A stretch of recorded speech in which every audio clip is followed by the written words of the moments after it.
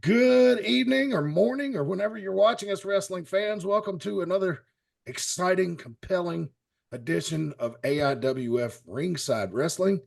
I am Mad Matt Carter, being joined as always by Brian and Reagan Danzig, and we've got two Hall of Fame special guests with us today. Y'all are both in the Hall of Fame, right? I probably should have asked you that before I started, but I didn't. So we're going to find out. He is. I'm not. Oh, okay. All right. Stephen Haze, known as Azrael, Alpha Omega. Yeah, Alpha Omega, and basically a guy that would not hesitate to throw a fireball in a motherfucker's face in his day. Or put his hands in glass and have a type A death match with glass on his hands. So, and his manager, trainer, and advisor, Jade, is with us as well, although we can't see her. But she is with us as well, and we are looking forward to a great show. Thank you guys for coming on. This is the first guest we've had in a while, so thank you. I'm excited. Yeah. Yeah, glad to be here, and always a pleasure to be around the AIWF's Bob Cottle there, Matt Carter. Oh man, yeah, you get me every time with that. You please never stop saying that. That strokes my never ego. will, brother. Yep, that strokes my ego better than anything. So, and because you started doing that years ago, that's why over the last few years I've started using Bob's closing, is just because I feel like never met the man, but and that's my little way to show gratitude and appreciation for what he did. Because when I was a kid, you and me are from basically same area. We grew up on Crockett, Mid Atlantic, and dude, it's just the way you've always carried yourself. It always reminded me of Bob Cottle, and you never were big enough to be Johnny Weaver. So, we'll go with that.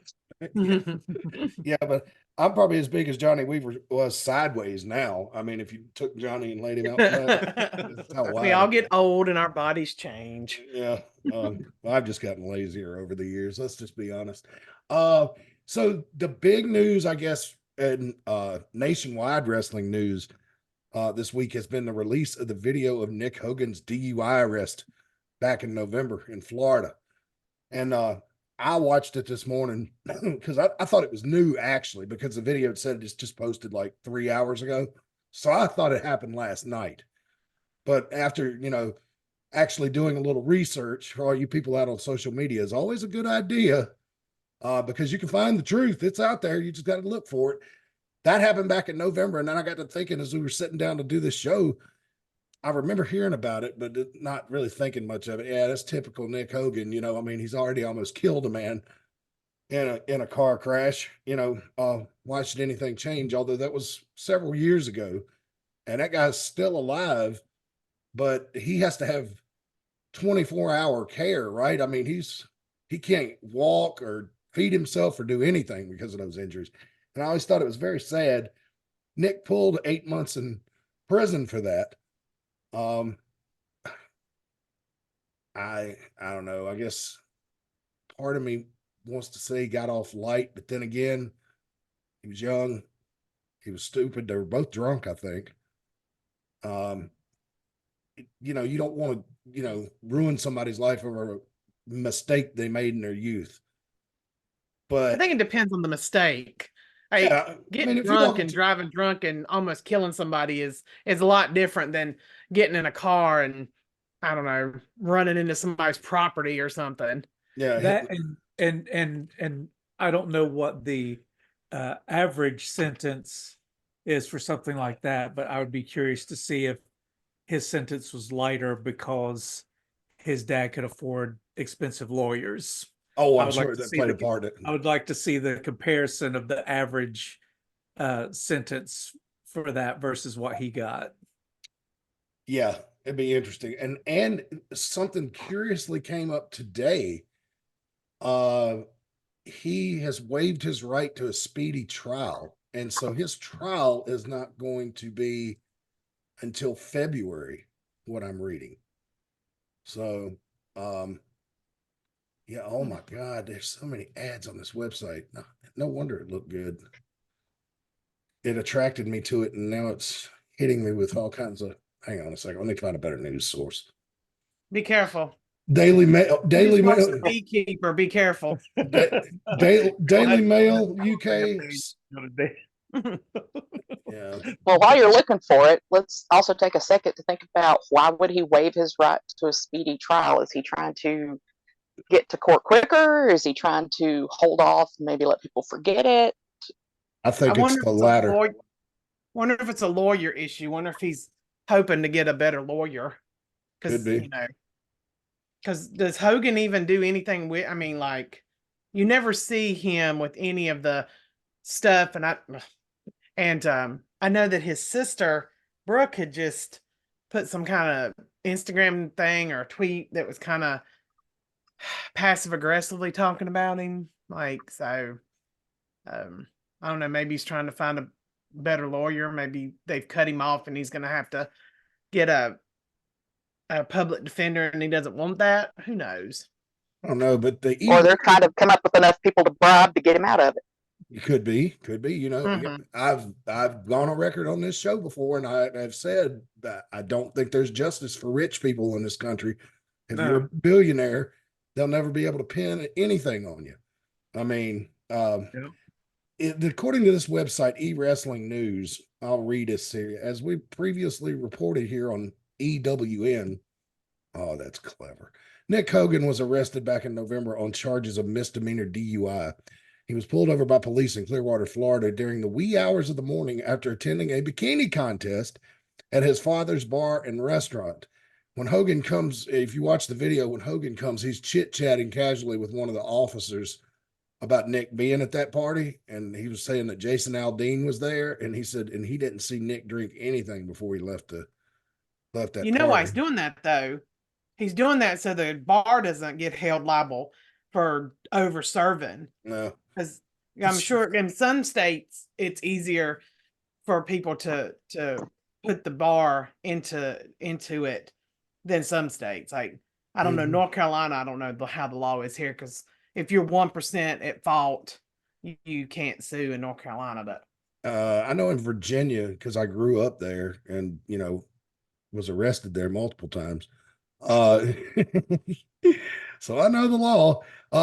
If you could prove that if the bar is overserve somebody and they cause damage in a DUI related incident, they can be held liable. Yeah, that happened to Tolly Carr here in Winston. He was a news anchor for Channel 12, and he got overserved, and he ran up onto the sidewalk and killed somebody. I remember that.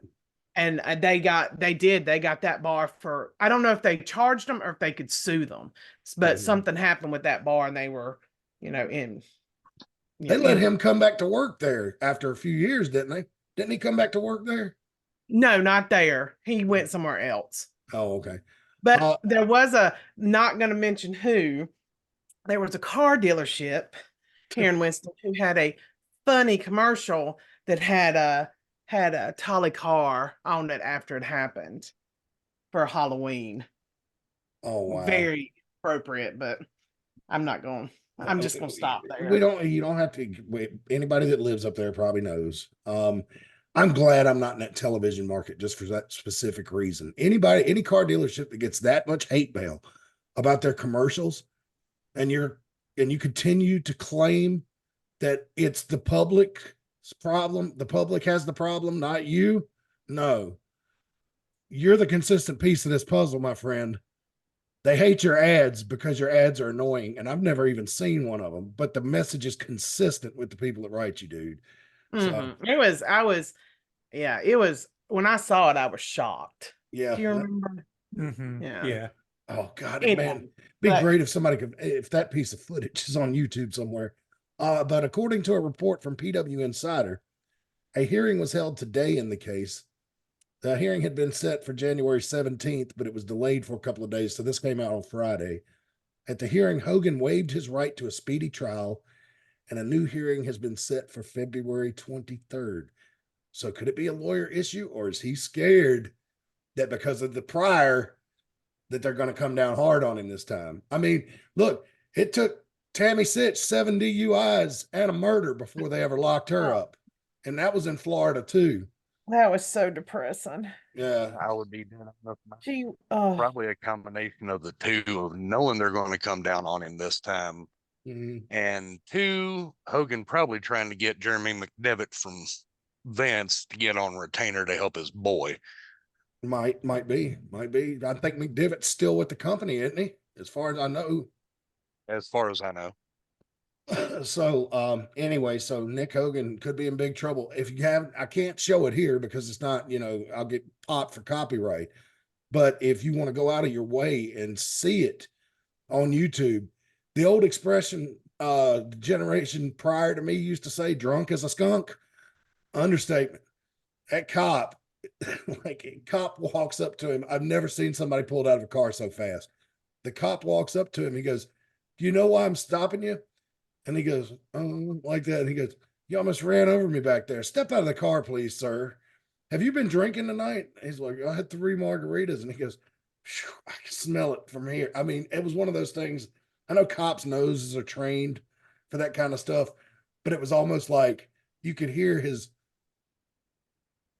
breathing change or something as he walks up to the car and it hit his nose. You know what I mean? He instantly knew, you know. And so, but yeah. So check that out, everybody, if you want to see Nick Hogan. And he refused the breathalyzer test. So that was interesting. That's a dead giveaway. He failed every field sobriety test and then refused the breathalyzer. And then his dad showed up.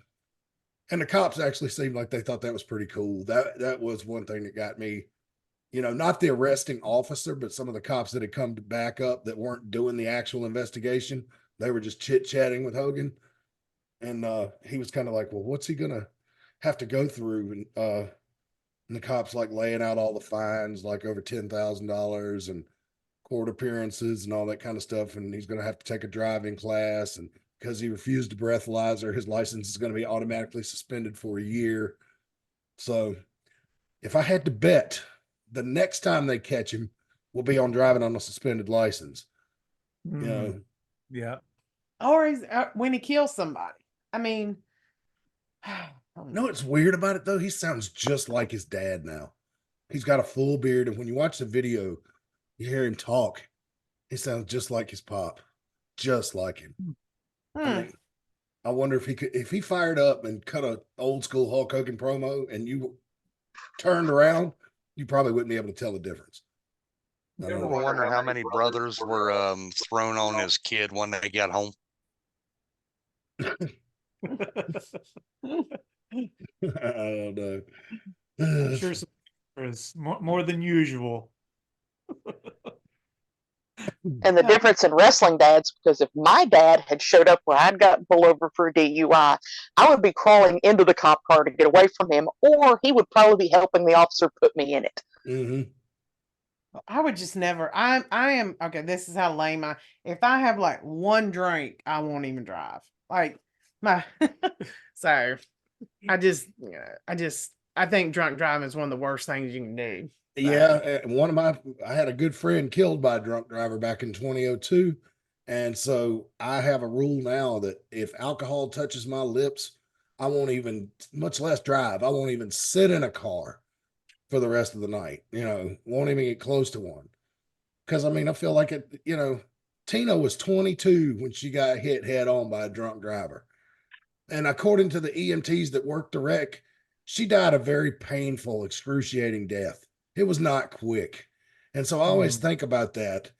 And kudos to them. They didn't give me all the gory details, but they told me enough to make me never want to drink and drive again. Well, in today's day and time, you have options if you're too drunk. It's not like it used to be where like, oh, I don't live somewhere with a taxi or I don't live somewhere with a bus.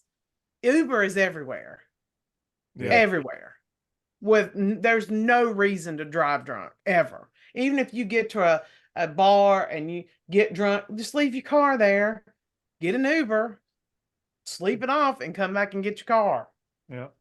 Yeah. But drunks don't normally think that way. I bet when I was in my more rambunctious days before that happened, I remember my biggest fear was getting the car home. Well, I don't want to leave it here in a parking lot all night. Somebody might break into it, steal my Kid Rock CD. Because bad. That didn't happen.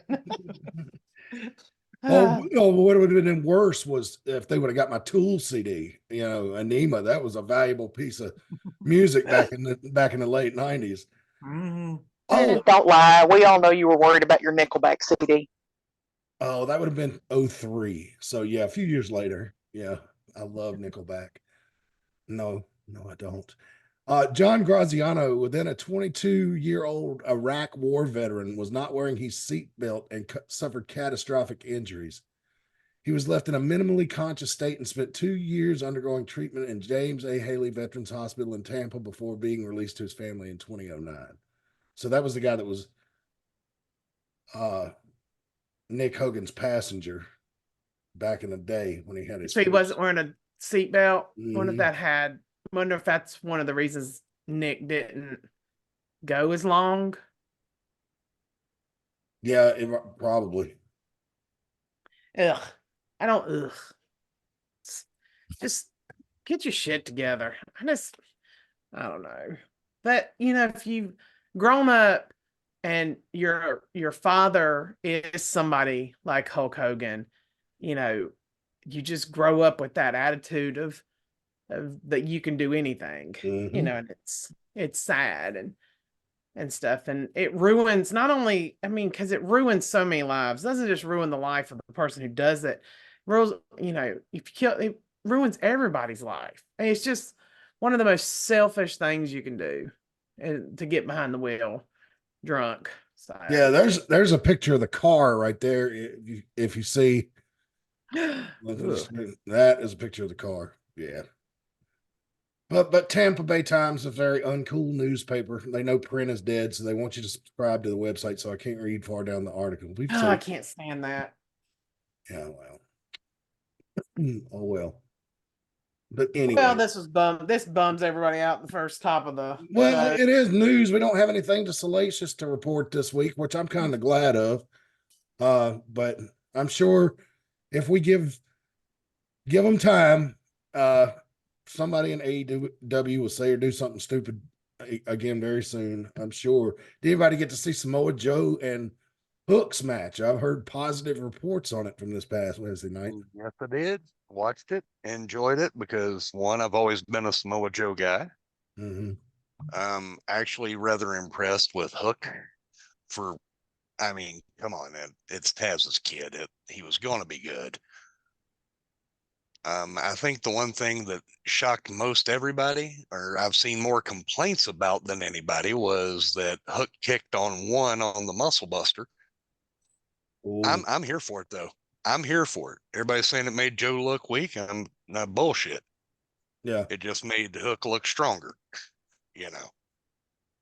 But it was a good match, and the match may have hindered gender, if we want to go on that whole Twitter exchange there, but it was worth it. It was a good match.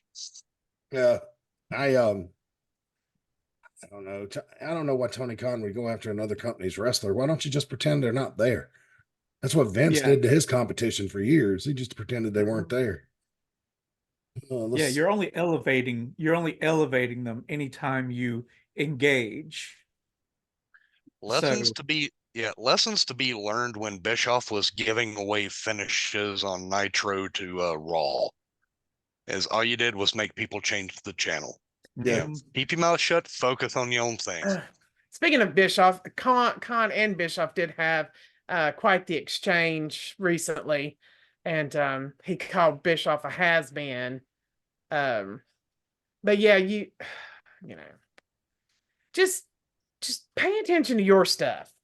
Just make your show good, push your wrestlers that should be pushed, and just put out your product, and you're not ever going to be able to take out WWE. So you just need to let that go, and then just make your organization into what you want it to be. Live in your own world. Yeah. Yeah. And hire a damn booker, for God's sakes. That's his biggest problem.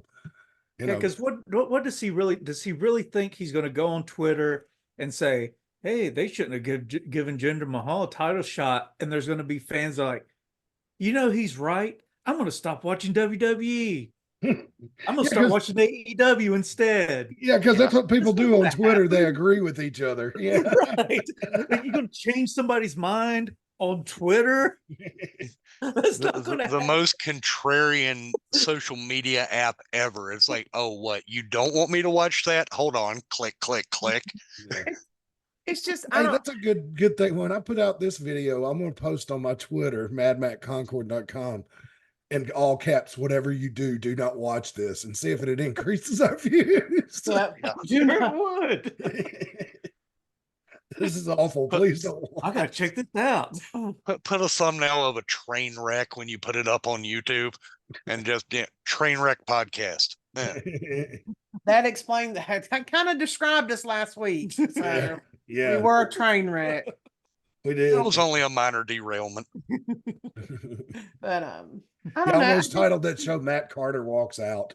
I am glad to finally see somebody on the panel that agrees that AEW has good matches and good workers. So Oh, I mean, the wife will tell you I am such an indie guy, Mark, especially when it comes to guys like Joe and my god of indie wrestling, Eddie Kingston. I will love Kingston forever. I ripped him off well before anybody ever saw him on TV, and will fully admit it. Mhm. So, but I even see, I love Orange Cassidy. I may be one of the, I get the character work of it, him, Chuck Taylor and Jim Cornette will probably haunt me for liking Chucky T in the grenade spot, but hey, humor has its place, and y'all were talking about it last week. If you're going out to be intentionally funny, great. Or if you can work one little ha-ha into a spot in a match. How many times did Rock and Roll in Midnight do it with a Tennessee two-step or a do-si-do spot, Mhm. I mean, for God's sakes, Boogie had a spot on every card he was ever on. You knew what you were going to get. You were going to get an oil check. You were going to get the dog piss spot. and you're going to get you were kissed going on to the get lips. kissed. Yeah. Yep. You were the ref. And it was one of the biggest pops of the night. So, and as I've said in the past, even though Jim Cornette has apologized for it, he did have a 3,000-year-old mummy on his show. he had a Ninja Turtle. God rest Brian Hildebrandt. Yeah, well, he stole that idea from Vince. So Vince had the Ninja Turtles on that first. Have you ever seen that piece of video? Oh no, I've missed that one. I've missed that one too. Search it on YouTube. WWF Toxic Turtles. It never aired. It never aired, but it was hilarious. And one point in the match, one of the turtles falls backwards on its shell, and it starts doing this. Well, I mean, every wrestling organization has had silly or stupid things, i.e., Sting and RoboCop. Oh, yeah. Well, I mean, that right there was one of the worst. I'm gonna say that's a worse crossover than Zeus and Hogan. Yeah, at least because Tiny Lister could do something. Yeah, well, at least we got that entertaining pay-per-view cage match that where they forced you to watch the movie before the match. And when they electrocuted Abdullah, yeah, that was I mean, so dumb shit happens, and I like Orange Cassidy because he does his funny spots, but he is a sound wrestler. Well, what I like about him too is I like that he does the silly stuff, but then he will snap into super serious and go off on the guy, and it's like you don't know when it's going to happen. And that's what I like about the character. I like the funny stuff, but then I also like when he just at a certain point okay, fun time's over. I'm gonna kick this guy's ass. Yeah, and that's what he does, and it's awesome. When it comes to Orange, as I will point out, anybody who ever questions his ability to work, go find old Chikara videos and watch Fire Ant in the Colony. Orange is the man with just sheer athleticism and the shit you can do in the ring. Yeah. Hey, I remember like when I was working second shift last year and was watching a lot of their Friday night program, Rampage. At one time, Orange wrestled on that show like 6 weeks in a row. He was the opening match, and all those matches were good. I don't like the hands in the pocket spot, but that's the only thing he does that bothers me. And when we went to see the Battle of the Belts, he was one of the best received people that came out there that night. And this is Charlotte, North Carolina. These are old school, traditional, cheer the faces, boo the heels fans. Come to SmackDown in a couple of weeks. You're gonna find out. And he was better received than Adam Page. You know, I mean, Magnum Page. yeah, Justin Flash. Oh yeah, I did see a picture the other day. It says the transformation Flash is complete. Flash. I know you in chat, but your boy's mustache has got to be trimmed down. No, those mustaches are sexy. I like He those looks mustaches. more like Silas Young than he does Magnum. Well, well, I don't even know who Cyrus Young we won't is. get into my proclivities of men. All right. Well, we have received a message. It appears to be from Kevin Phoenix. So I am interested to see what this is. This is strange. I have not viewed this until we're going to watch it together. So hang tight. Can y'all see him? Yes. All right. Unfortunately. Let's roll it and see what happens. What a great time to be fit with Phoenix. I'm back. Kevin Phoenix is back. I've been training for the Charleston Marathon, and your boy just finished. Your boy just finished in the top 5% because of Fit with Phoenix. But that's not why I'm here. I'm here to let everybody know that the word is out. Kevin Phoenix, Fit with Phoenix, is coming to the Mount Airy AIWF Anniversary Show March 2nd. And I get a chance to go against the AIWF World TV Champion.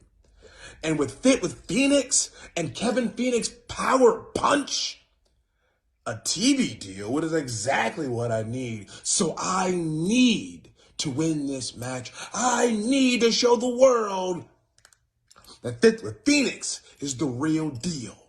So, sadly, I'm going to have to announce I have to step away from my job as the AIWF Network executive. I have to step away, and I'm sure someone will step in my spot that has big shoes to fill, and they will fill them well. Because now it's time for Kevin Phoenix, Fit with Phoenix, to hit the road, Jack. And we're not gonna look back, because now it's time to show our muscles, it's time to sweat, and it's time to sweat to the beat. Oh, mercy. I didn't know he still had that job, to be honest. Well, I was going to say, the poor bastard doesn't realize the position was filled like 3 months ago. And number two, I mean, I don't know about y'all, but I got to question the legitimacy of that medal. It looked like he got it out of a box of Frosted Flakes after he sent in 10 box tops or some shit. I hate to steal verbiage, but was he talking about his dog spot, his liver spot, or his spot? Oh my God. I think he got that medal for eating all those king dogs when him and Rob McBride shot their commercial. I am looking forward. I am looking forward to seeing Phoenix go for the World Television title for the AIWF. It's always good to have a world champion from the Mid Atlantic area, and and he's a former world champion. So if anybody can do it, it's Phoenix. And say what you will about his drink, he is in the best shape he's been in years. So so I think we might just have a new world TV champion come March 2nd. Those drinks. Not only having one in, sorry, Matt, but not only having one from the Mid Atlantic area, but having one that will travel. And he goes out, it draws eyes back to Mid Atlantic also. So win-win. Yeah, exactly. He kind of got let me in on, you know, what's in that power drink, and I would recommend fans that you try it. I'm not, you know, I'm not going to vouch for any health benefits or anything, but it certainly seems to give him energy. It's like, you know, that clip that's going around of him, like, you know, Popeye eating the spinach. Right? Yeah, that was I a don't good know. one. I don't know if it can produce those effects. Like, you know, like when I was a little kid, they had, I don't even know if they still make it. They had this thing called Donald Duck orange juice, right? It was just The frozen kind or the kind in the carton. carton. Oh. Yeah, and but the commercials on TV were very misleading to children because the kids would drink the orange juice and then started talking like Donald Duck. And so a 3-year-old or a 4-year-old sees this, they're gonna want that damn orange juice, you know. And I just always thought that was misleading advertising. But I'm not saying that it's similar, but I will tell you this about Kevin Phoenix's drink: it does not have any ingredients in it that could possibly turn you into a zombie. I know that for a fact.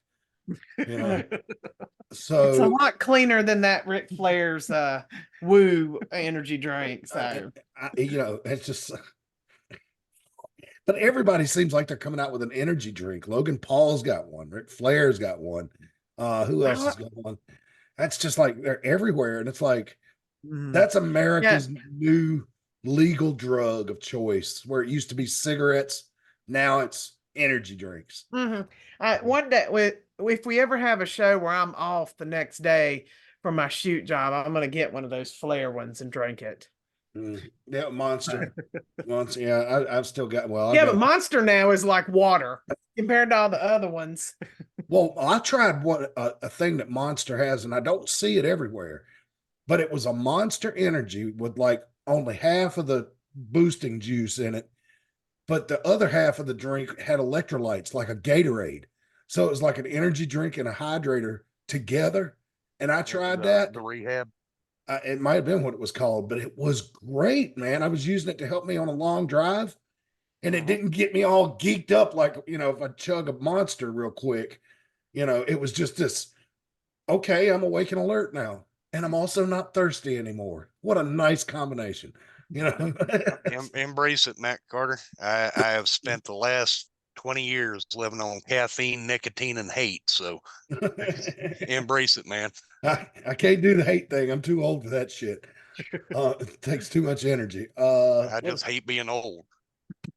Yeah, that's no fun. And my mom was calling me last night, check on me, you know, while my wife's out of town, and she was just started talking about, you know, because she's in her late 70s now, and she's just talking about, you know, what can I expect as I move into the next 10 years and all that kind of stuff. And I'm just like, I really don't like talking about being old with other old people, you know. Yeah, but there's only one other option. Yeah. So if I gotta choose, I'm just gonna go ahead and get old.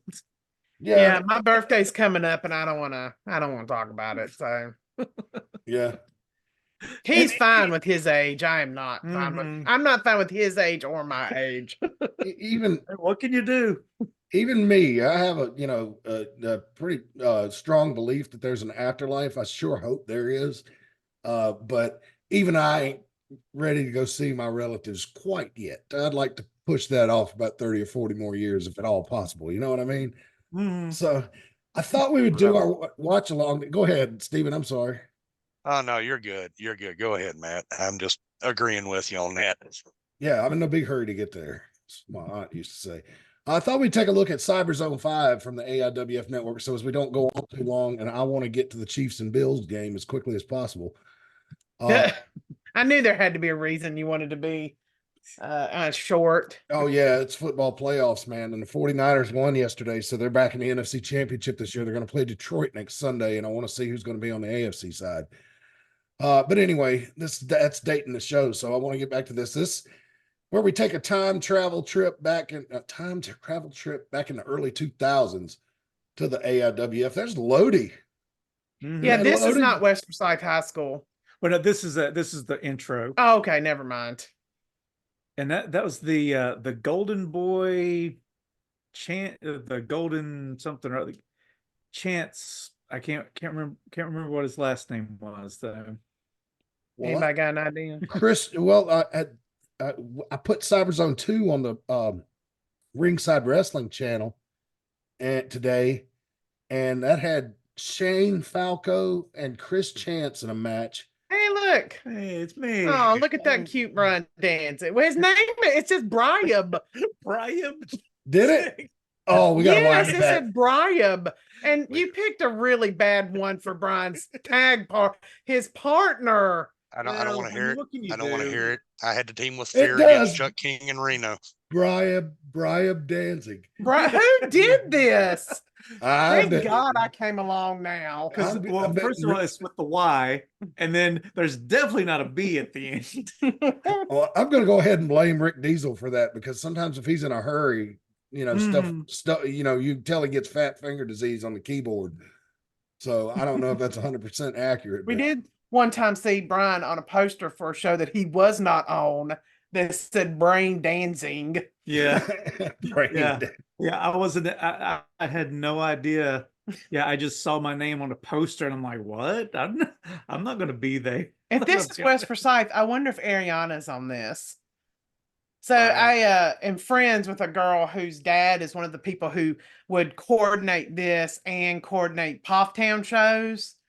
And like I ended up working with her at a job I had and stuff, which is neither here nor there, so never mind.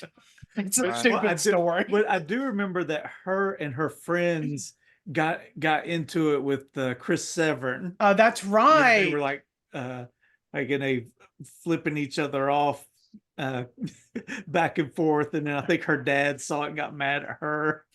I think I was out there with Chris. Blair Sky. Yeah, that's a blast from the past. That is a blast from the past. Hey, real quick before we get started. Jockstrap. Wait, what, Steve? I said I hope he's wearing a jock strap. Oh, thank you, because I was going to say the same. Usually I'm the one that talks about men's wangs flopping around, but yeah, his was bad to do that. Chuck King had a 40-minute conversation with him in the locker room after a show one night because of that. Wow. Like, brother, I mean, I know we're trying to grow like the female audience, but you're scaring some of them away. Put something on.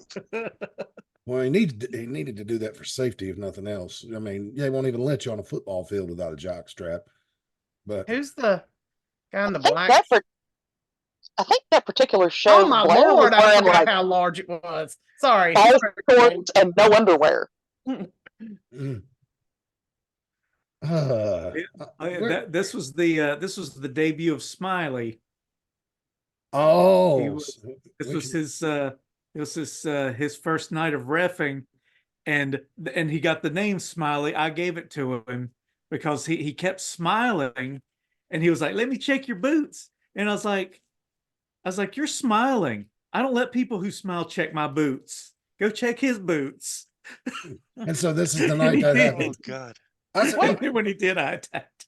Well, no, it was his first night, and he never got any better. He just got creepier and creepier. That's a good time to tell you, you know, talking about dirty and oh shit, I don't know how to segue into this. Premier Auto Detailing. It serves the Mount Airy area.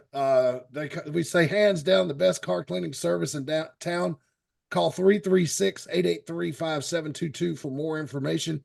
Or free, or you need an estimate. They can help you with that old jalopy you've had sitting in the backyard, or if you own a used car lot or something and just don't want to hire a new man to wash all the cars for you, they can help you with commercial jobs as well. If you've got a business that has trucks, like in a fleet, they can definitely help you there. It's Premier Auto Detailing. Check them out.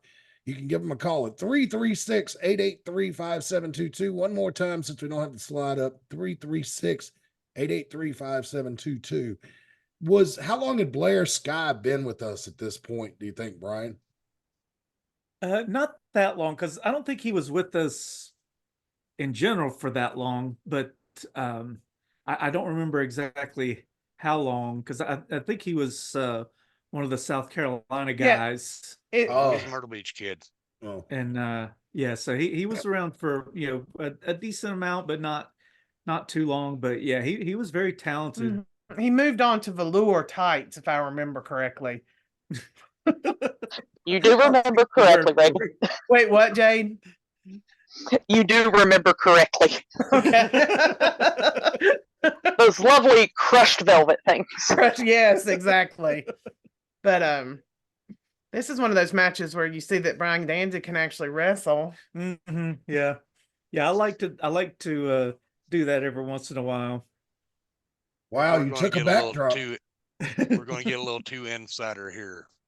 We, Brian, how do you feel about working a match where you have to call it for your opponent and the ref? I always felt bad. Do.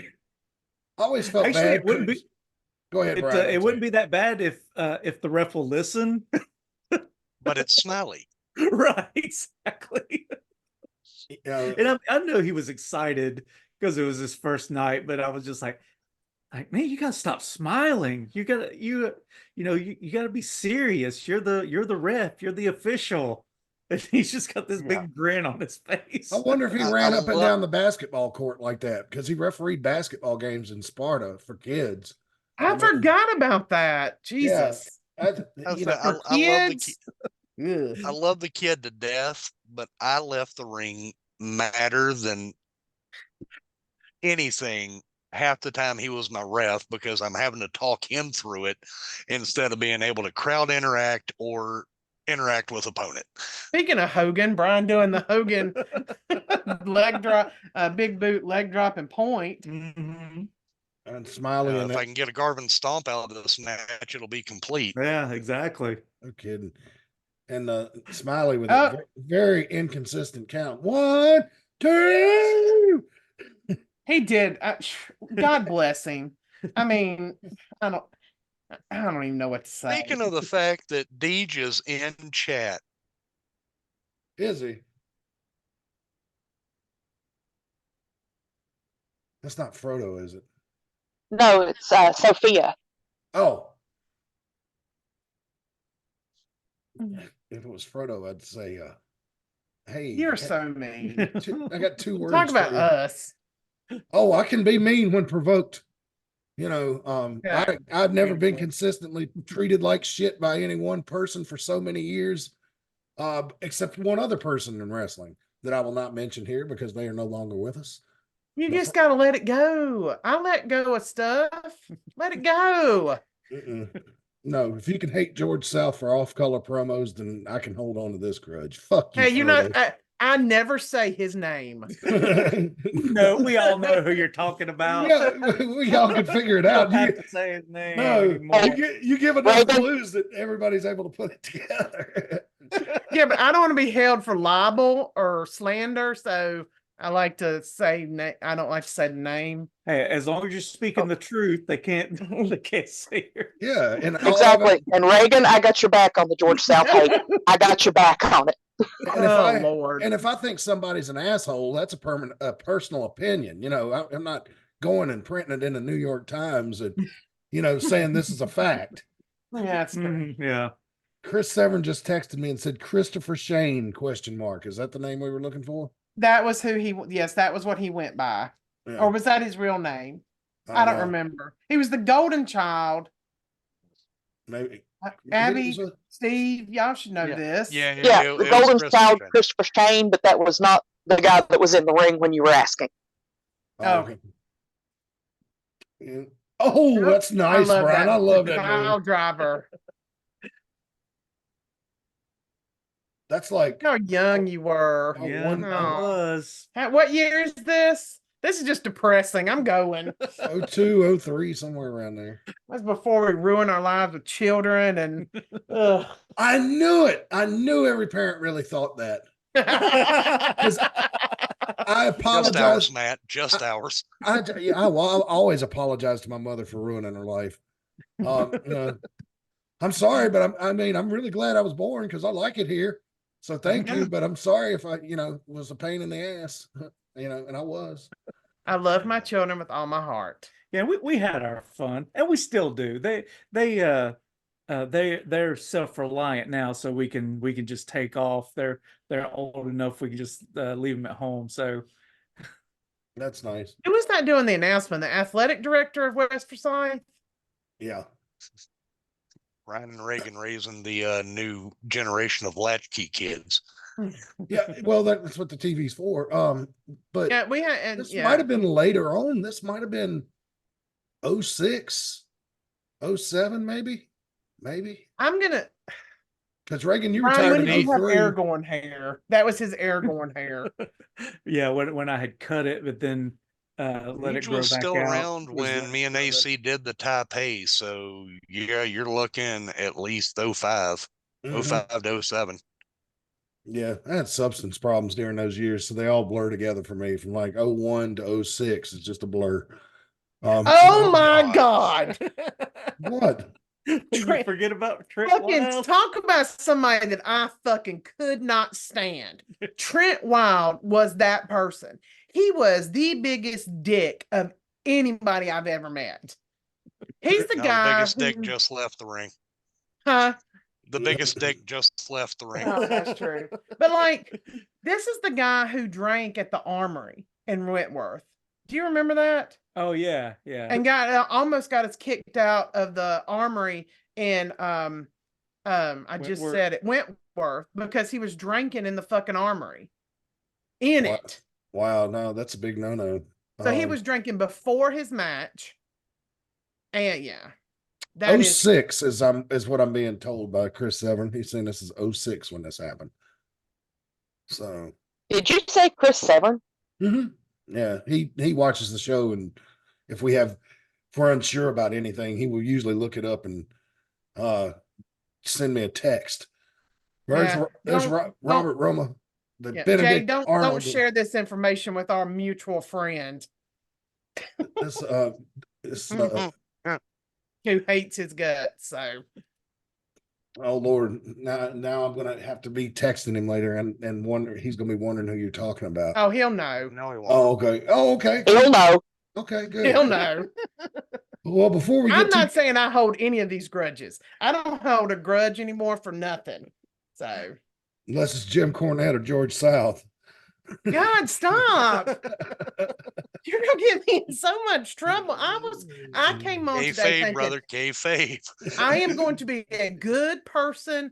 I'm not going to talk shit about anybody, and I'm already in 20 minutes, and I've broke my rule twice now. That's I was all like, right. I'm going to come on here and be positive. We're a bad influence. Oh, I'm positive you hate him. Robert Roma, who some of you may have heard referred to him as the Benedict Arnold of the AIWF, because he was champion and vacated the title not once but twice. On a personal level, I liked Robert. I really did. You know, we'd talk wrestling a lot on the phone. You know, but I have never really been able to get over that. Because he did have great matches. He was very highly skilled wrestler. And I think it was like when CM Punk left WWE, I was more disappointed than I was angry. And it's just, you know, I really hated that. You know, Robert was an excellent wrestler. And so yeah, he was very technical. Didn't he do some stuff a little bit of training in the power plant? Well, he had done so, he had jobbed for them a couple of times. Oh my God, there's that guy. What was his name? James Marcus Lawson, the third. J. Marcus Lawson. God Lord, I gotta send Annie a message. I put him on. We had a wrestling talk show for a brief stint in 06, 07 on Star News in Martinsville, and I was still thin then. And he came up, and we both wore suits on the air that night, and we were standing right outside the green room looking into the lobby of the movie theater. And I felt like a rock star standing next to him. I don't know if the girls were staring at him or me, but they were impressed by our clothes, and they were just staring holes through us, this group of 4 girls. And I don't know what they were thinking, but it didn't look like they were unclean thoughts. And that was a good night. That was a good night. We never got to meet them, but no, it was nice to be looked at like a piece of meat every now and then. So I met him thanks to the person I brought up in chat last week, Reagan, as he was managing Savior at the time. Oh, was he? Okay. Yeah, him and he was managing Savior and Chris Deal. Okay. If you Remember, we remember, ended up seeing him somewhere, and he was doing something like, Lord God, never mind. I forgot. I think I have brain damage. Well, I You mean, do. it was a long time It ago. was a long It's time hard ago. to. I think I've everybody seen- in this damn chat has brain damage, but that's Yeah, beside the yeah. point. I tell Brian we probably should donate our brains to science. I mean, I've seen matches before. Like I remember, I can remember vaguely the match that was that we just saw of mine with Blair Sky. But there have been matches I've seen on tape where I'm like, I do not remember this. I don't remember that night. I don't remember who. I don't remember wrestling that guy. I don't even know who that is. Mhm. I mean, there's been so many of them. Oh, that looked good. Robert was he was really good. Yeah, and Trent Wild was pretty good too. I mean, as far as his wrestling ability, but both of them were very technical. But I think both of them kind of let their egos get in the way. I think that that may have been a problem for both of these guys. Unfortunate. Let me real quick do Tees Creations. And if you need custom made t-shirts, sweatshirts, hoodies, tumblers for your coffee or cold drink, that's up to you. You can reach out to Tees Creations. They are all over the place. teescreations22.com, Tees Creations by Allied Apparel on Facebook. They have a TikTok, Tees Creations, capital T apostrophe S, Tees Creations. Also, you can find them on Shopify. So be on the lookout for Tees Creations on Shopify. If you need any type of apparel needs, I would recommend that you go to the website, because there they have a messaging feature where you can talk to the proprietor herself and send her a message and explain to them what you need. And they'll be able to tell you whether they are able to do that, which most likely they will be able to, and when you need it ready, and then you can negotiate a price. Don't haggle with her, people. But yeah, check out our friends at Tees Creations, teescreations22.com, and across just about every social media platform, including Shopify. All right, rolling on here. I don't necessarily remember. Seems like I was at this show, but I can't really remember if I was or not. It was I don't remember. Yeah, I don't remember if you were there. It was 06. If we knew what part of the year it was, I might be able to tell you better. Because I started a new job in August of 06 that I didn't have weekends off for several months. But yeah, so I had shoot jobs always getting in the way of my wrestling. I know, right? Damn it. Why do we have to go out and earn a living? Talking about I've quit shoot jobs to make a show. Yeah. Kudos to you. What a miss. I'm very happy about the size of the crowd. Oh yeah, You it was know, very impressive. and look, there are actually girls there. Yeah, Remember when girls used to go to wrestling shows? We have a lot of girls now. Well, yeah, our girls, we have women, family people, but You're talking about quote unquote girls without using the term. No, I'm talking about like younger girls, single Oh. girls. What they do in the parking lot's their own business. But no, just yeah, that is true. There are a lot fewer of those. yeah, it's wrestling's gotten to be a sausage fest over the last few years. And it's getting better now since after the pandemic, being locked up inside the house for a year, everybody wants to go to live events now.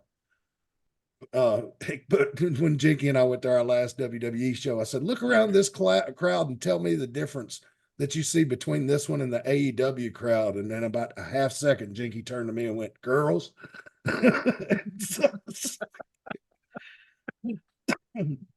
So you got a good product, man, when you got the teenage and 20-year-old single girls coming to it, because if they perceive something as bullshit or boring, they're gonna walk away a little quicker than most people. But yeah, we used to get really good crowds. The West Forsyth times we were there, it did really well, and we had, because Poptown isn't very far from here. Poptown's probably about 30 minutes, 20 minutes from there, and we would. I think the same person who coordinated the West Forsyth shows, like I said, coordinated those at that community center, and we always had really good crowds there too. Yeah, and keep in mind, there's another set of bleachers behind us, and we don't have people on there. So I will freely admit to you that we, just had one side of that. But that was a big gym. I mean, it wasn't as big as Bassett High School, but it probably would seat close to 1,500 people if you had it completely full.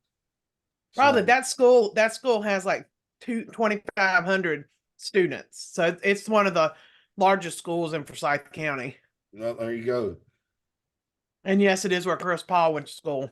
Yes, it is. Boy, I found that out in 2009. I think we ran there, and Bill Holiday's foot got pulled by JML, who at the time, let's be honest, at the time he was flagrantly stealing JBL's gimmick. He was just as a manager. I never had the heart to tell him that at the time, though, because I liked the kid, but here we are. How many times? I mean, it's almost 20 years after the fact. I thought he was trying to recruit Robert Roma. Wow. That was a pretty nice super kick, though. Looked like he caught it. I think he was, if I remember right, he was a trained wrestler, but he may have been injured and became a manager. Yeah, I think that's what it was. I think he started out as a wrestler. That, or he's a manager who has the natural ability of a good super kick. So I don't.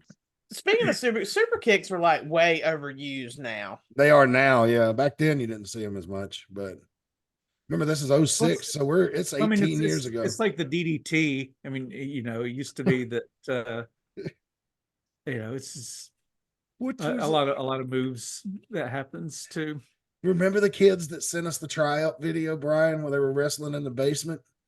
Shane versus Creed, I think it was called. Oh, that's Blade versus Creed. That yeah. was, and they went on to become Ash and Bane. In AIWF. Yeah, and they hit each other with like 1,500 DDTs in a matter of an 8-minute They match. did, and they hit each other with lawn chairs with the and they also, what was it? Like every time they got hit.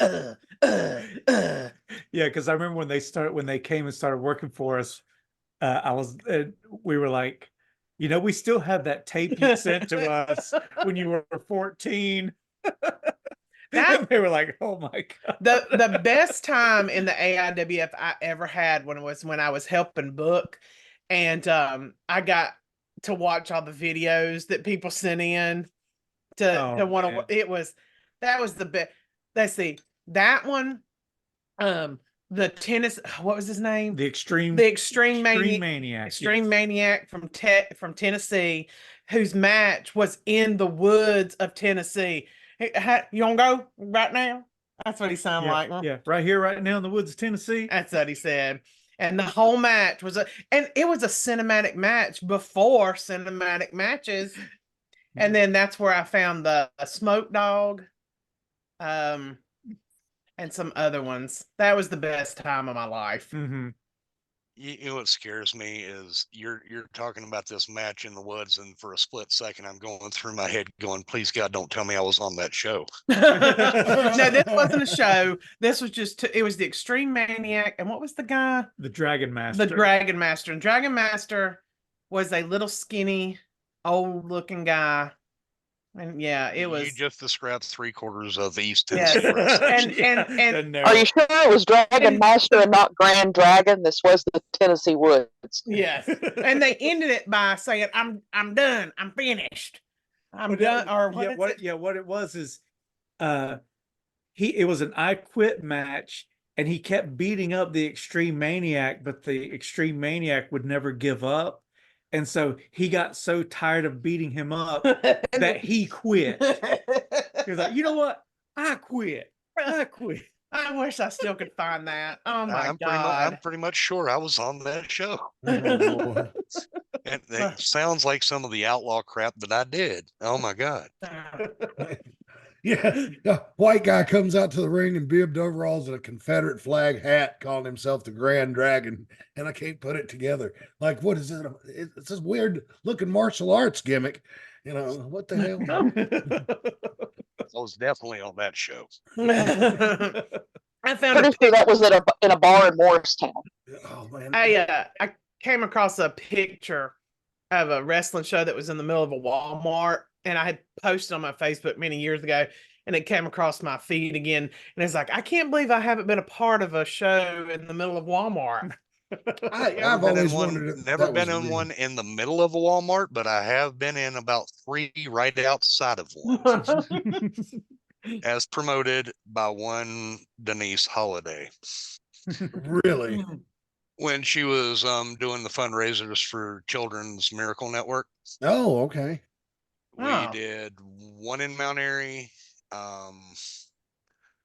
and then Lord, I want to say like Elkin or one of the other ones down that way. But yeah, somehow or other, I always got stuck getting Oh, is that it? kicked out of me by Corey Yeah. Etzel. Well, that was quick. That's Yeah, that's the great thing about the cyber zones. They're only about 30 minutes. Let's see if we can man. find I was just getting right. I was getting riled up. Let me see if I can find the next one. I wrestled Fallen Angel next to a drive-in in Mount Airy outside once. Do you remember that? Yeah. Yeah, I've done a Pizza Hut or two. Yeah. The Pizza Hut was the second show we ever came to, me and my friends. One in Eden. Car lot. Yeah, the one in Eden. Did a car lot, or I'm sorry, a mobile home lot. This is when Poison was still with us, and one of his British buddies had come over. Got to wrestle him on about a 45-degree angle that the ring was set up on. Oh, that sounds like fun. Oh my God. Accidentally took a turnbuckle on the downhill and dislodged the top and second rope. Nice. Wow. Oh yeah. Oh yeah. That should be a match now, the 45-degree angle match. Yeah. Get some jack See, on the ring. I've done one at a vacation Bible school once, and that was. I'm not going to say the name of the promoter because I don't want Reagan to go off cussing again. At a vacation Bible school? Yep, no heels one, and there was a testimony of the break at halftime. Huh. Speaking of your buddy there, I think that was him taking that moonsault. Oh no, there was him. Yeah, there he was. Let's see who comes out next. This is the next episode of Cyber Zone number Same 6. place, yeah. Yep. I do miss those metal bars like that. I like the way those look, but that's a long time ago. Yeah, those things just wore out. I think they were PVC pipe, if I'm not mistaken. I like the way they looked. I like the way the lighting rig set Who up is on that? Oh, there's Timber. I called him Freddie Fender, but that wasn't his name. And is that CJ with them? No, or is that the Stalker? That's Oh, Derek. it's the Stalker. Oh, R.I.P. Stalker. And I get to have fun with this because the guy managing them is Stephen Fry. No, that was it. Is that? Oh, he's the guy in RWA now, right? That is the gentleman who, when he announced he had cancer, got me heat with Chuck King because they were having a fundraiser show for him, and Chuck got mad at me because he thought it was me and I hadn't booked him on the show or let him know that I was sick. Well, I could see why that was. I mean, I understood, but it was like, not me, brother. Come on. So Brian, you want to tell your strip club stalker story when y'all went to see Marilyn Manson together? That he took you to a strip club to have steak. Yeah, we had lunch at a strip club. Oh, yeah, before the Marilyn Manson concert. It was a decent steak. I mean, I wouldn't. You don't go to the strip club just for the steak, so I wasn't expecting too much. This was pre Reagan Danzig. Yeah. Yeah, nothing I to get me forgot that fired that up. guy was in AIWF, that Stephen Fry or Steve Fry. He only appeared a few times, though, if I remember right. What Yeah, happened to 'cause- Timber? Well, I was about to say, normally Nugs came out with Timber. Yeah, that's right. Mhm. Yeah, because when he came back, when he was with us a few years ago, just briefly, he was always talking about Timber, Timber, Timber, and I couldn't remember Timber until he walked out, and I was like, "Oh yeah, I remember him. He was pretty good." Yeah. Yeah. Let me quick before we get to our Okay, so next match: branch management, pressure washing, gutter cleaning, general contracting. You don't really need them that much in the dead of winter, but it's the rock and roll. Friggin' Robert. 336-648-2487. 336-648-2487. Pressure washing, general contracting, gutter cleaning. If you still got leaves in your gutters, even though it's cold, they'll climb up there and get them out. So give them a call. 336-648-2487. I was at this show, Brian, because I remember this match. And I'm sure I know why the stalker was the one wrestling them. same reason Timber was there, Why? because he was fronting the money. Yeah, that Stalker would You mean the stalker wasn't his real name? I know. The stalker. He would be one of the people that would pay, like he paid for Gary Hart to come in. He I paid loved for having Gary there. I did. Oh, yeah. He paid Humperdinck. for Oliver when Oliver Humperdinck came. Derek is the one that paid for him and brought him in. There might have been a couple other people. When As Oliver far Humperdinck, as far as the names, I think it was Gary and Oliver, but he also covered Timber. He would have Gluteus Maximus. Mm-hmm. That crew of guys that either some of the Gouge guys or wherever Timber was going with Greg Price at the time. So Yeah, well, that's that and it all night, came crushing down when he tried to overthrow the government through mass quantities of marijuana. I thought it was LSD.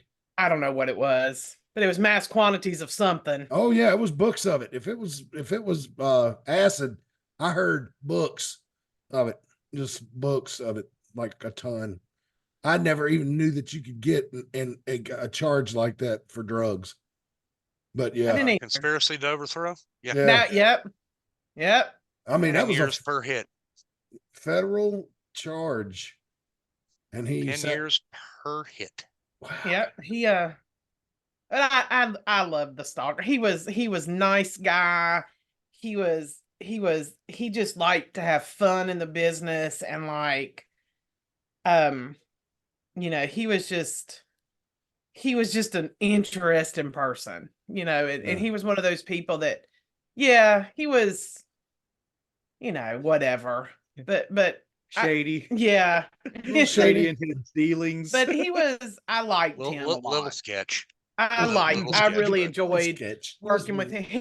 His Attica thing in West Virginia is one of the funniest AIWF things. When him and AC are in the back of the patrol car and he's just screaming Attica just over and over and over again.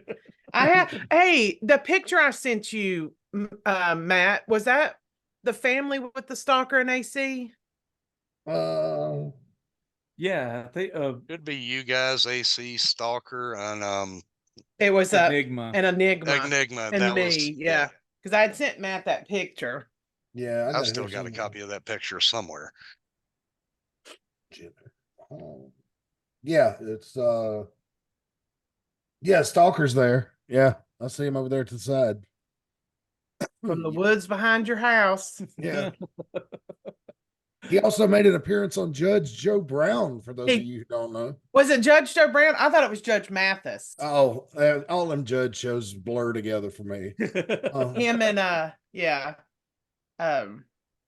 there's still a ton Johnny of Fairplay. Johnny Fairplay. Yeah. He might have been on two set. He might have been on both. But I remember the one episode.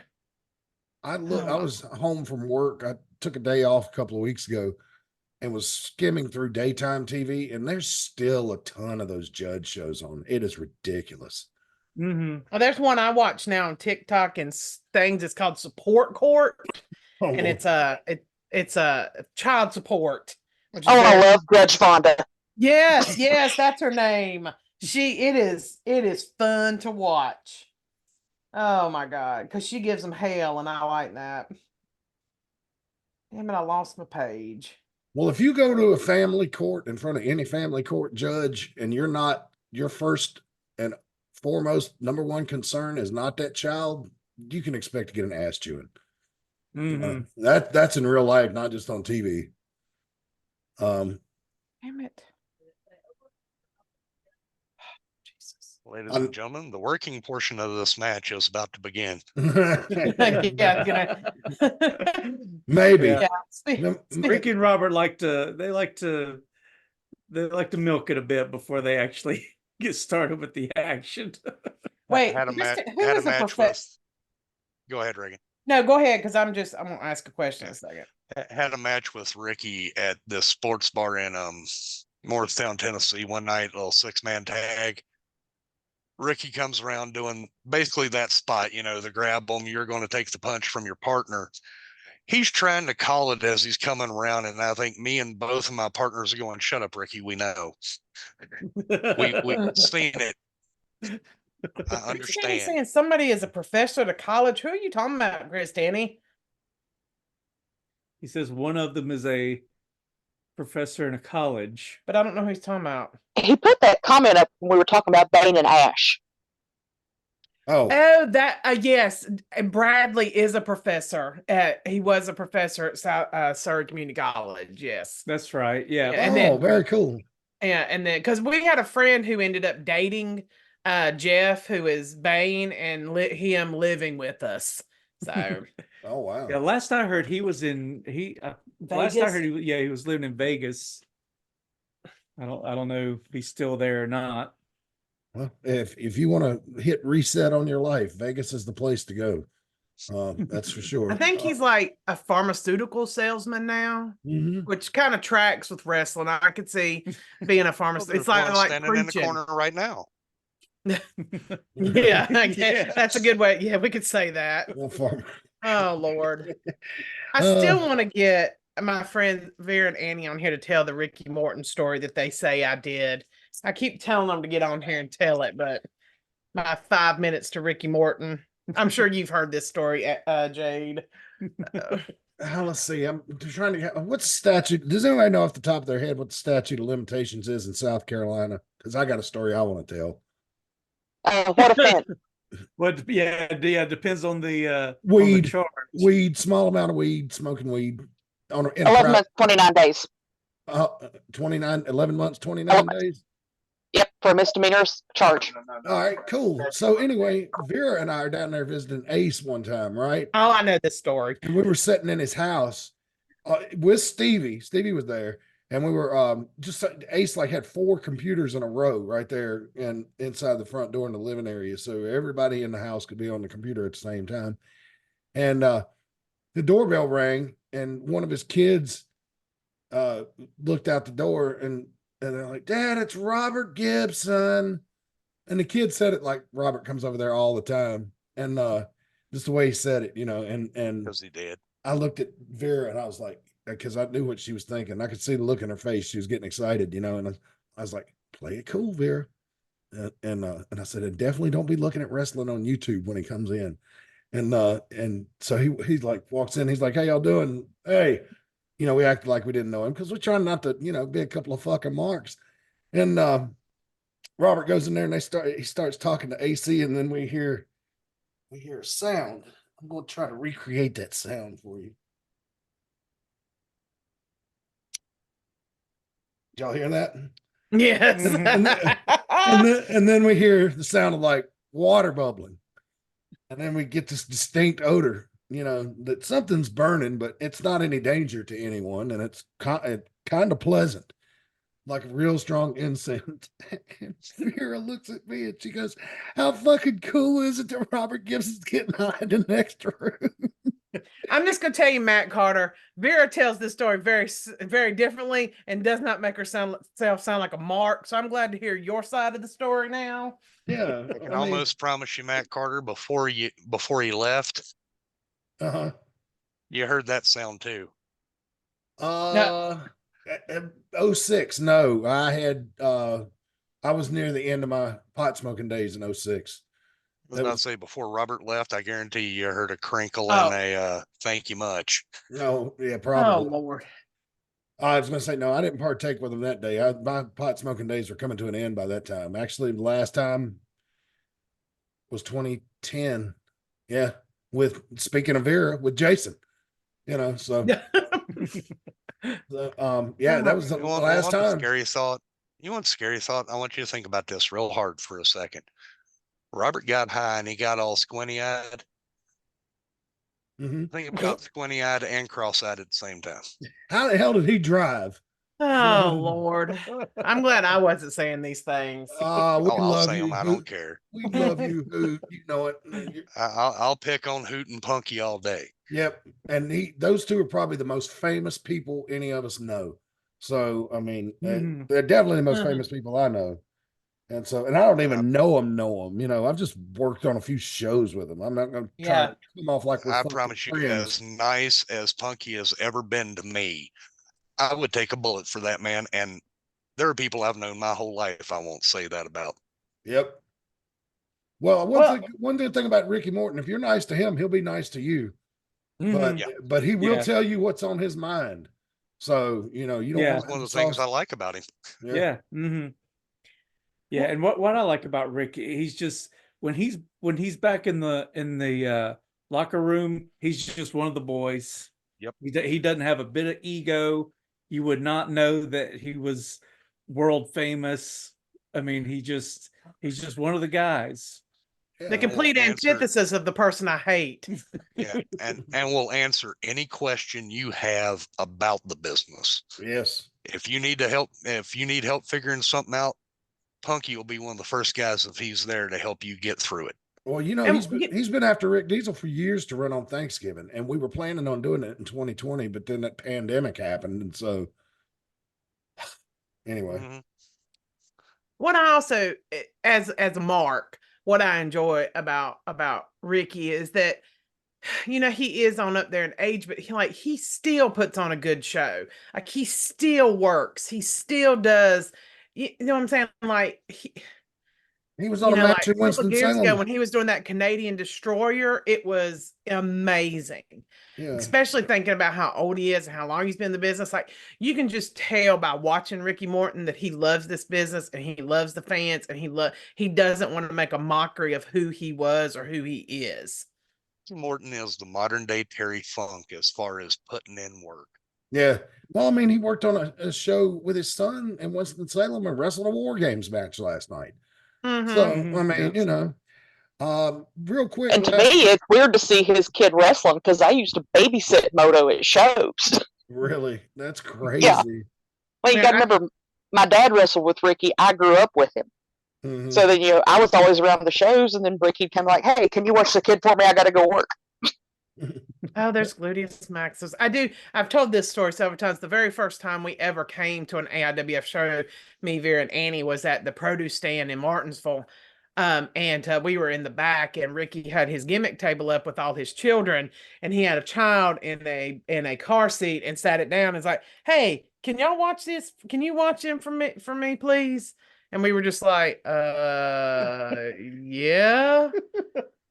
So, you look trustworthy. And I always wondered if it's Carrie. So it was.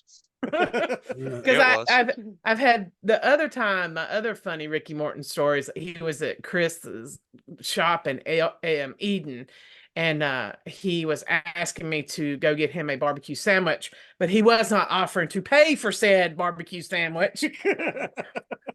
And Once a did carny, always a carny.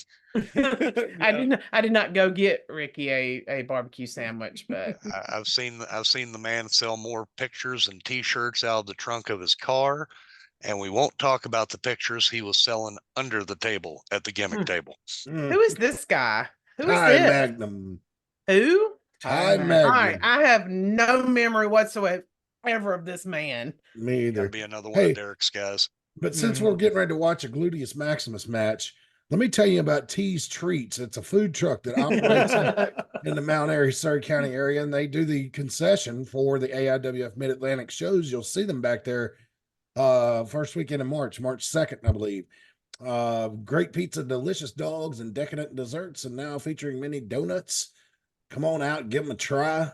They're good for any event. If you want to call and see where T's Treats is going to be, or you'd like them to come to your event or business, call 336-755-8204, 336-755-8204 for T's Treats. And we thank them for their support. They are plumb delicious.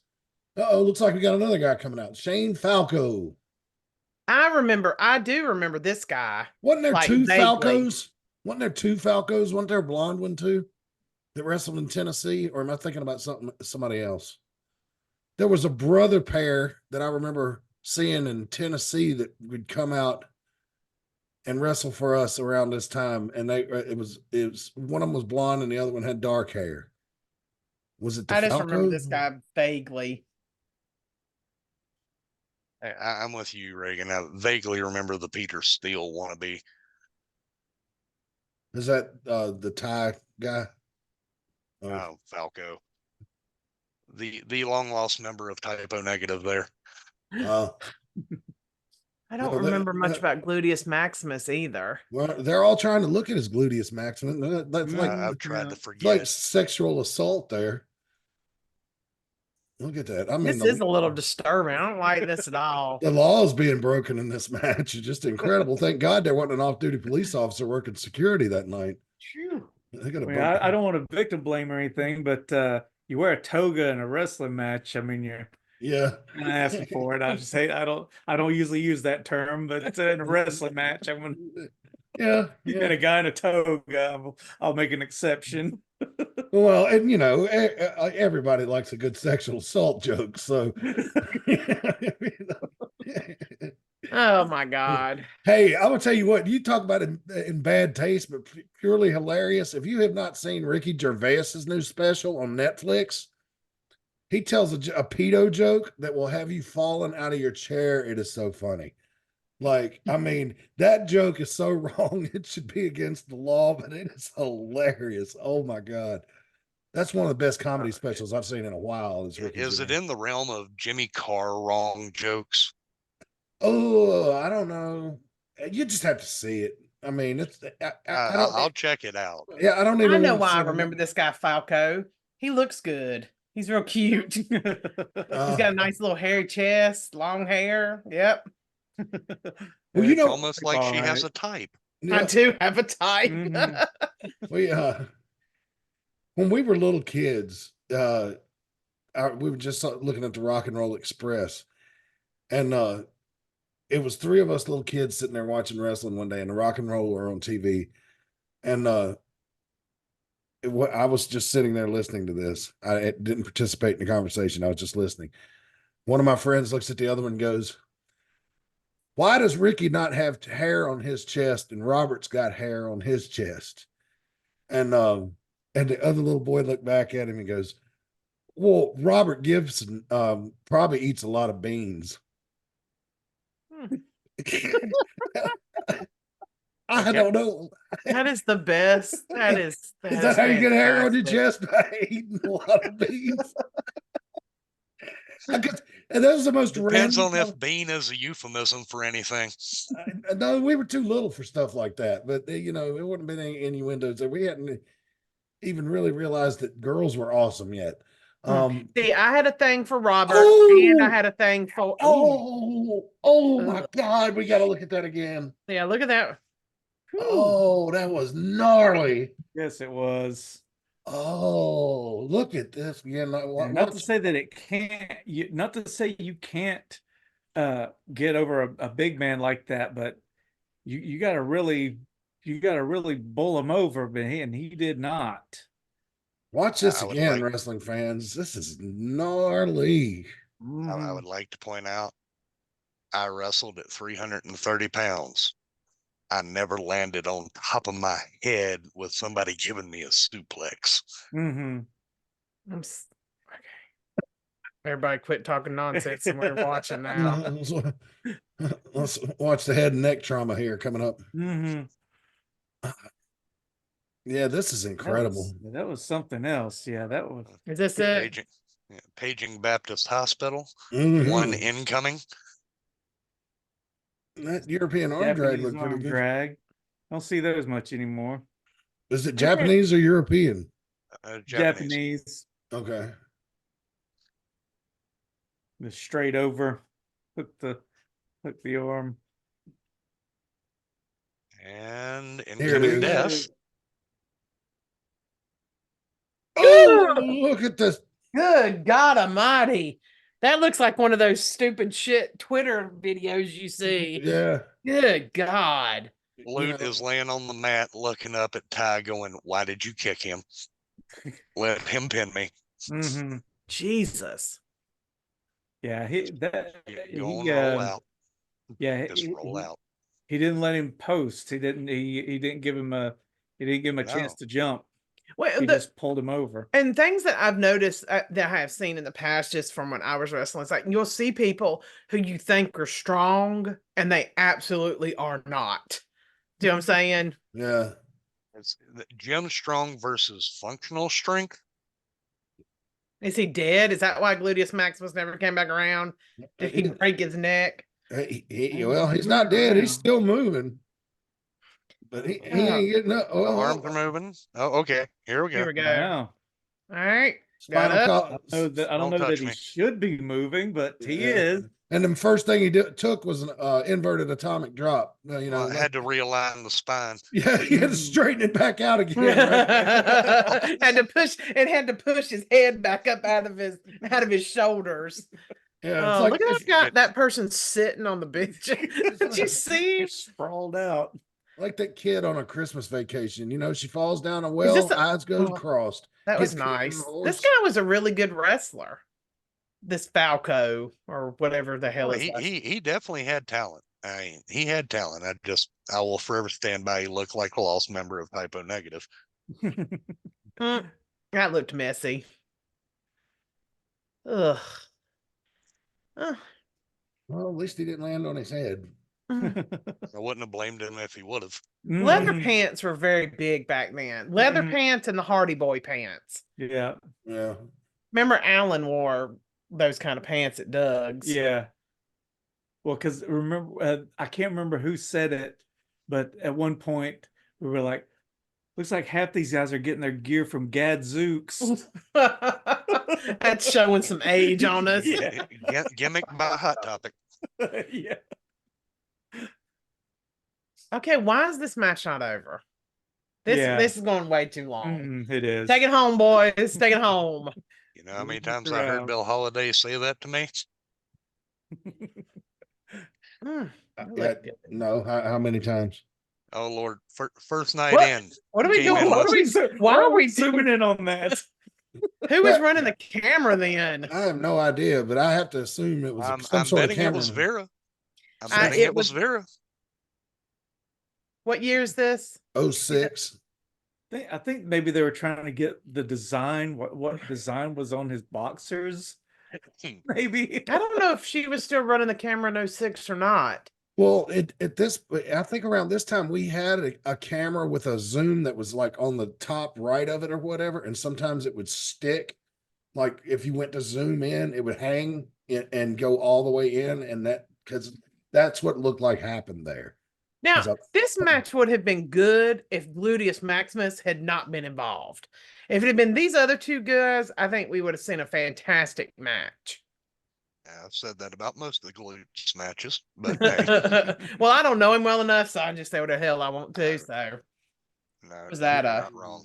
That's like the Bubba. Why is he rolling himself? Yeah.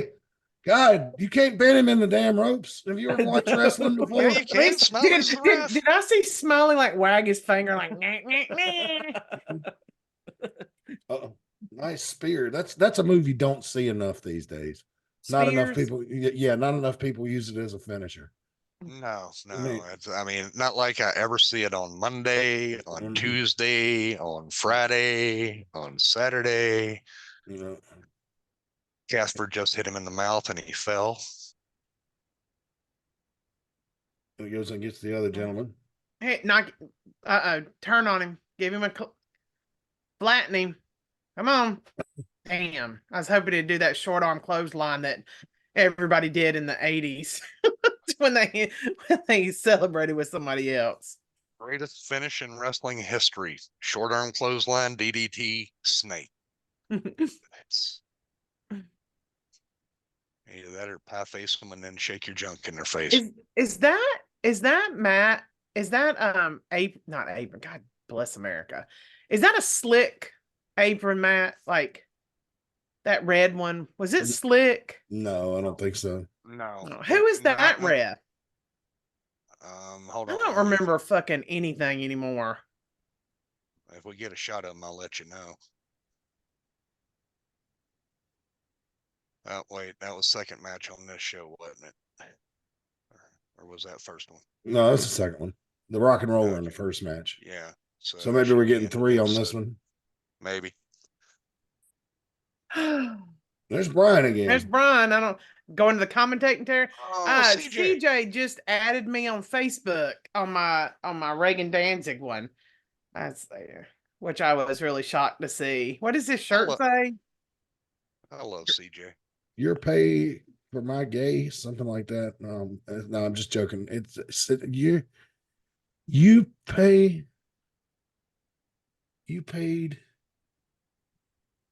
For my girl?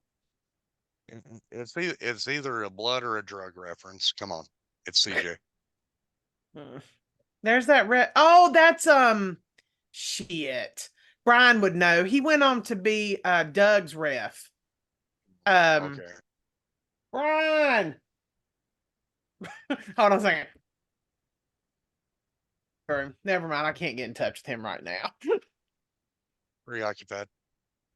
What is that ref's name that was for Doug? That was kind of dumb. Kevin. Yeah.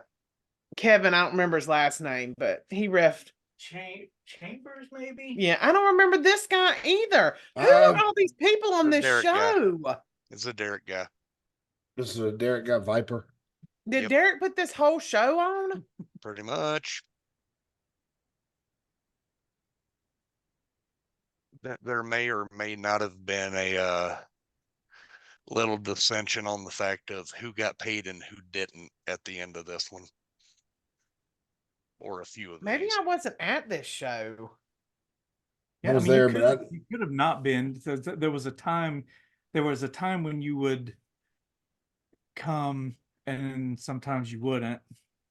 Sometimes I would just go by myself. Well, if this is 2008, I was pregnant. No, 6.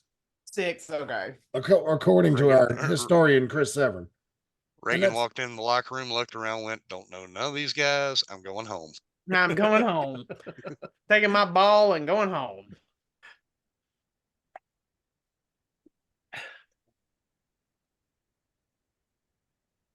There seemed to be like there was some other falling out with AIWF management and CJ.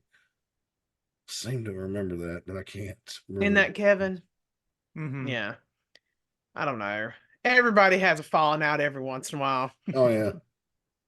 Then again, CJ CJ quit coming around when Derek quit coming around for the longest time too. Once Derek went away, a lot of these guys went away. Mm-hmm. Well, if they were all South Carolina boys. Most of these guys were mid North Carolina. Yeah. See, Derek was I hate from to use- Virginia, right? Yeah. I hate to use the phrase, but once the money mark went away, these guys went away. I thought CJ went up to and wrestled with Robbie Stanley for a while after he left I think us. he did. I believe he did. Yeah, he was with Robbie before he even came back down during this time. Oh, Was Robbie already running in 2006? yeah. Oh. Yeah. Mhm. Yeah, because I was splitting time between us and then going up and doing stuff for Robbie and then doing the stuff around Tennessee here. So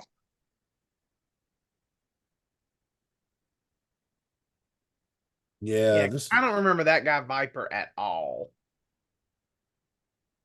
would He looks like a Yeah. Tony Atlas ripoff. he is. It Yeah, was but somebody step I'm on always his- like, he's still alive. go step on his face, Reagan. We'll see if he's a true Tony Atlas ripoff. oh, our first booger sugar reference of the night. Oh Lord. Ooh.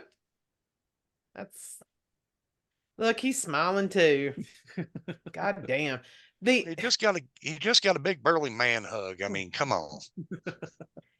You know, what fellow wouldn't be turned on by something like that? Mhm. I am glad to see, like, it used to be back in the day, like, really hard to find a good ref, you know, and now, Yes. thank God, it's not that way usually. But you know who the best was besides Bill? Burn. Burn Oh, was one of the best. Yeah, I Vern remember was being good. I remember being in matches with Burn, and he would be like, and then in between be like, okay, they're coming to hit you right now. All right, they're gonna turn around, you're gonna hit them, and it would be so smooth, and the crowd never saw that. He was great. I had two. We had Bill for us in North Carolina, and then when I was in Virginia, Patrick Purdue was the absolute best and had Tommy Young shtick down to a T. And it was the greatest time of trying to keep a straight face just because of Patrick and the jokes he'd be telling mid-match. Speaking of Tommy Young, Matt, are you going to that free NWA meet and greet they're having in Charlotte? Probably not. I was looking at their website. It's the worst website I've ever seen in my entire life. Yeah, It looks like it seems was put shady. on, huh? Seems shady. It does seem very shady. The website looks like it was put up by what is it? GeoCities. GeoCities. Oh wow, that's a throwback. I was like, maybe they did it on purpose to make it look retro. I was saying there sure is a lot of jobbers on here, but they're missing one big one. Is Tommy Greg Price Tommy doing that one again? Huh? Is Greg Price doing that one again? No, I don't know. It's supposed to celebrate the anniversary of that starting up at some point when they started doing those. I think is what I saw on Facebook. I'd almost bet GP has at least some kind of say in it then. Yeah, well, I'm you know, I've expressed my feelings about Wrestling Fan Fest on this program before, and it just, you know, hey, I'm a mark. I enjoy meeting them. Can't help it. I'm glad. And hey, I paid Arn Anderson $60 for a picture to thank him for a steakhouse recommendation. So I'm a mark too. But I go in smart. I'm like, these are the people that I want to get a picture with. That's it. Yeah. I take a budget. I'm like, here we go. Even though I had to get a picture with Wildcats, Chris, whatever, when I got my James Storm, but you know, they taught me into. How can you tell somebody no when they're standing there right there? And James Storm's like, "Hey, you want to get the what Wildcat, Chris? Harris? Huh? Yeah, yeah, Chris Harris. I was like, "Don't you want to?" And I'm like, no, yeah, no. Well, yeah, the same thing happened to me with Arn and Brock Anderson. When I asked the guy taking the money, I was like, "How much for a picture with Arn?" He goes, 40 for Arn, 60 for father and son. And I raised my line of sight up, and Brock is standing there just staring at me. And I'm just like, well, goddamn, I can't say no. Matt Carter? I can't say no to this guy now. And have you ever? Please take a picture with me, Matt Carter. Yeah. I still think my favorite picture that I ever had, and this is a Veer, Annie, and Reagan story. Ric Flair. Well, and this is why we got the Ric Flair cameo mat. Ric Flair was doing an autograph signing for free at a Gold's Gym in Greensboro. And so we went and stood in line, and you weren't supposed to go behind the table to get a picture with him. You were supposed to just get something signed. Well, we're obnoxious. So Vera went behind the table and got a picture, and he took the picture. You could tell Rick was getting mad. Then I went behind the table and got a picture. And in my picture, you could see that he's real unhappy. And then I was supposed to take a picture of Annie, and I chickened out. And that's why the jump 25 years later that I got that Ric Flair cameo for her. So, which is the worst thing. Yeah. My favorite Mark autograph story was me, Brad, and Jimmy went up to Tennessee to work for Mike Duggar, and Jimmy Valiant was on the car. I'm sorry. The story's even better than that. And we got there really early, so we went to kill some time. We went to a Kmart, and Jimmy was there at that Kmart with either Mario or Super Mario. I can't, because there were two. There was a Mario and a Super Mario that ran around there. I can't remember which one it was, but they were both there doing autographs. And we'd worked on shows with Mario before. And we walked in, and Jimmy's like, hey, you guys want to get a picture? It's $6, $8 with the belt. And Mario's like, no, Jimmy, these guys are workers. They're going to be on the show tonight. It's like, oh, okay. So who wants a picture? $6, Polaroid, $8 with the belt. And I was like, and I don't know why I felt like I had to have an excuse. I was like, no, man, I don't have any money. I'm sorry. and then after the show, I got my envelope, and I was like, oh no, if I see Jimmy Valiant, is he gonna be like, hey brother, you got paid? Are you gonna get your picture now? It's like, I can't spend $6 of these dollars for a Polaroid with Jimmy Valiant. I have seen Jimmy sell his book to a fan, go to autograph it for them, and then charge them 10 more bucks for the autograph. I don't feel so bad about sneaking that picture of him at Sheets now. Okay, I have a Mike Duggar, Jimmy Valiant story. I was still a teenager at the time. I wasn't working shows yet, but would go with Dad when he would. And they were doing a show that evening, but that day they were having an autograph signing with Jimmy Valiant at the Walmart, and he runs out of film for his Polaroid camera, so he sends Mike Duggar over to get some. Mike Duggar brings him the Polaroid film. Jimmy asks him how much to owe you. He says, oh no, it's taken care of. It's taken care of. Well, they go to close up the autograph signing and leave, and Walmart stops Jimmy Valiant for shoplifting because Duggar never paid for the Polaroid film. Is he the one that left that message on the answer machine about ain't nothing like a chicken wing on a string bean? Yeah, him or his wife. They were mad because we were doing a benefit show up there. They thought we were trying to horn in on his territory, but we were doing a benefit show for one of our guys, and that was it. We weren't trying to horn in on his territory, but yeah, he didn't take too kindly to us being up there. And left a message on Brian's answer machines. Blah, blah, blah, blah, blah. It ain't nothing like a chicken wing on a string bean.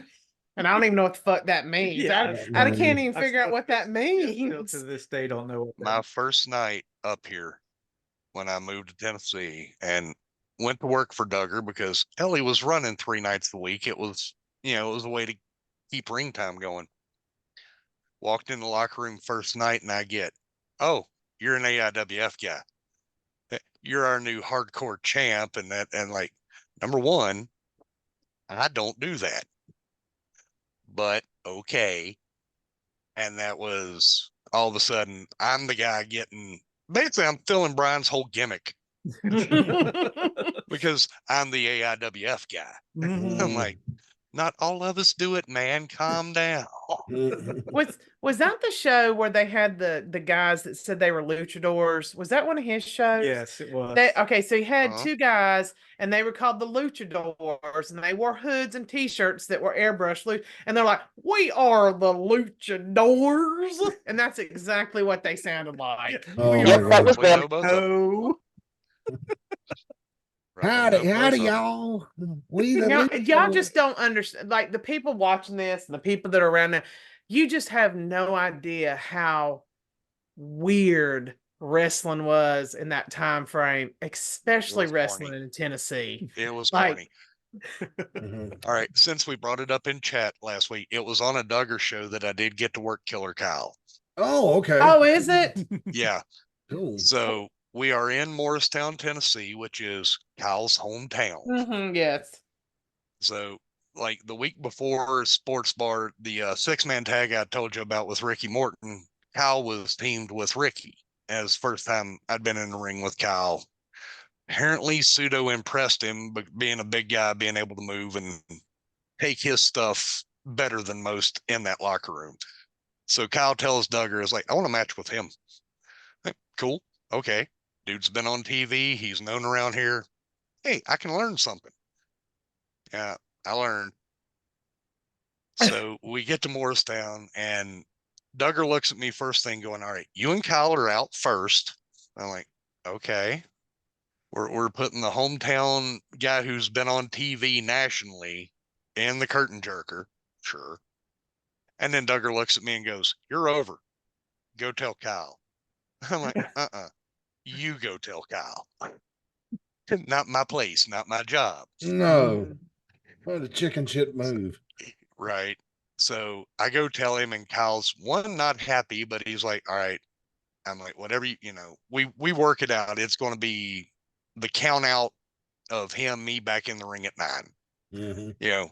Easy peasy that way. No pinfall, no blah, blah, blah. Go through the match. Kyle's calling everything. We're good to go. He lets me take over for a while, blah, blah, blah. And I brain fart halfway through the comeback. Just brain dead. Where am I going? I tell you, cut me off, clothesline. I have never been hit that hard in my life with a giggle as he hits me. We go outside, we're on the floor. Great. Cal's beat me down.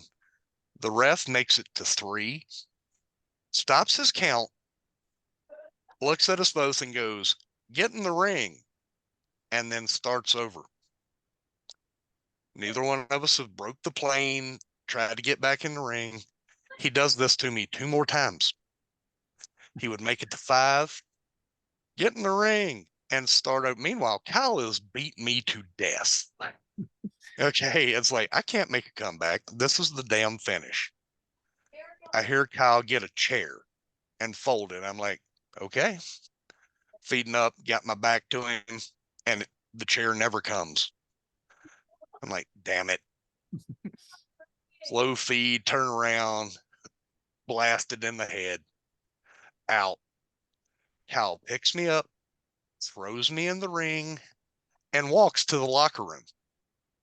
He's done. Yeah, he's just pissed. Ref gets up to 5, and I promise you the whole armory heard me yell from laying on the mat, keep counting. Just count.